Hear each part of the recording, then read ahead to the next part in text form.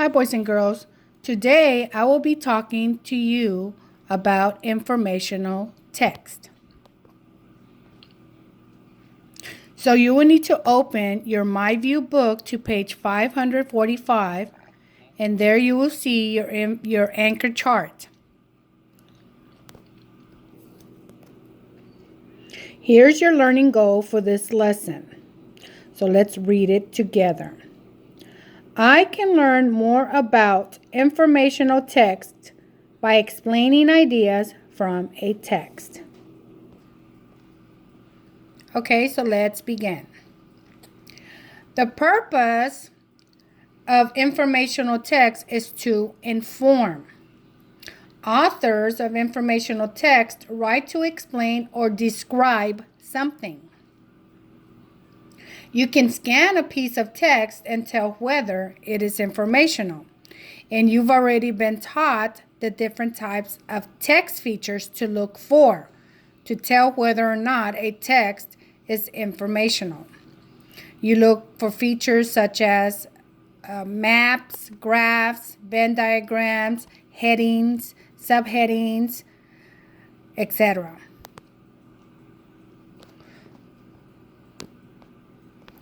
Now, often the title names the topic, and the text is broken into sections with their own headings. However, that is not always the case in an informational text. So now let's look closely at your anchor chart. Informational text anchor chart.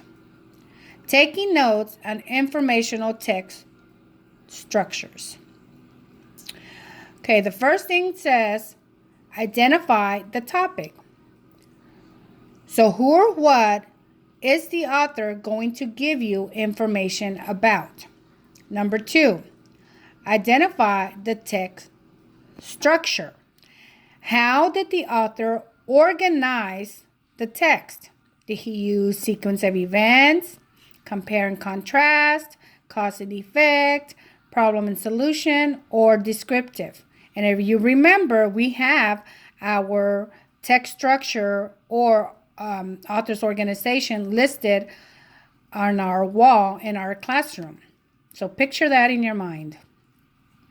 Number 3 says, choose a graphic organizer. And here the author has given you some examples of some organizers that you can use. He has a flow chart where you can list the sequence of events or the chronological order of the events. He used a Venn diagram where he's comparing and contrasting. He also used another type of flow map or flow chart to tell you the causes and the effects.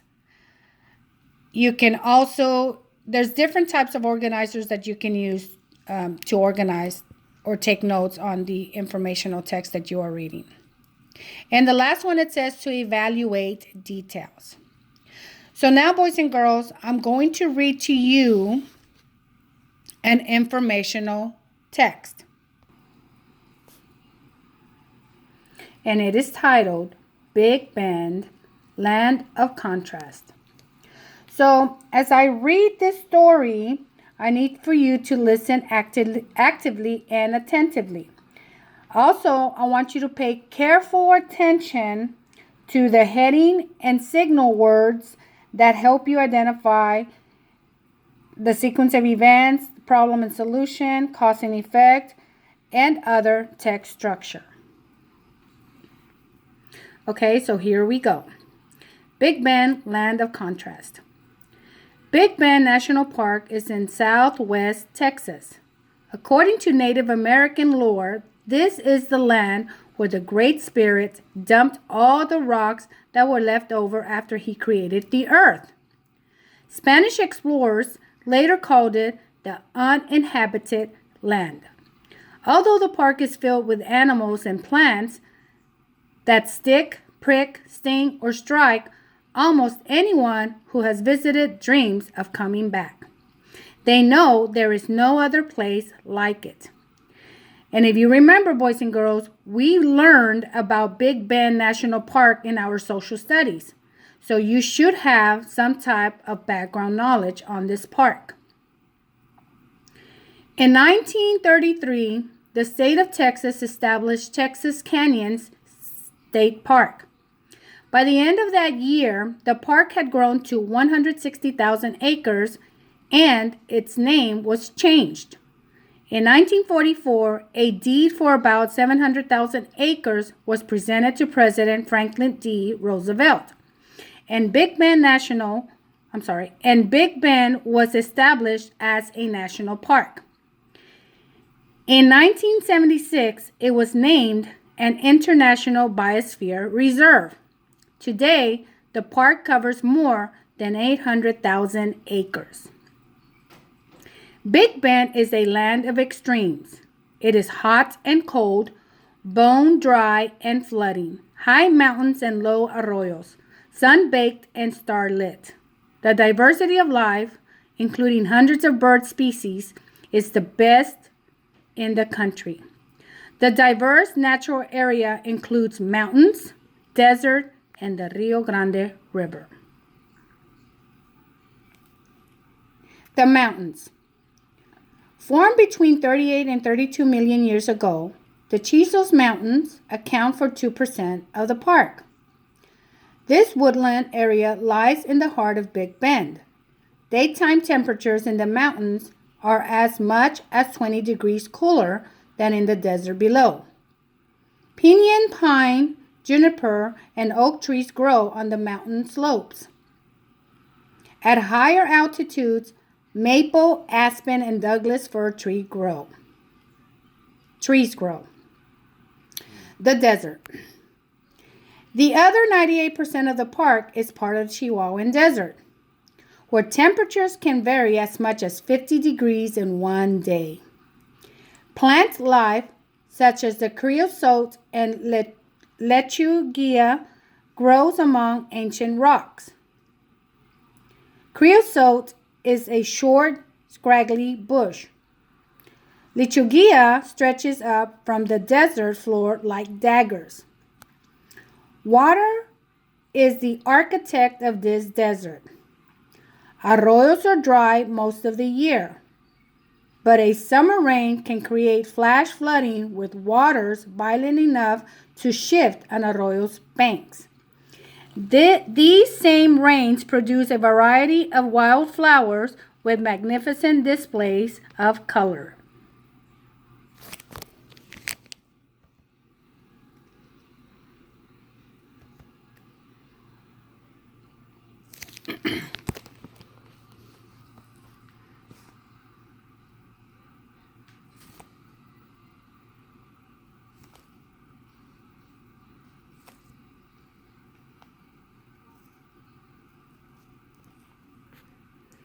Animal life in the desert is just as amazing.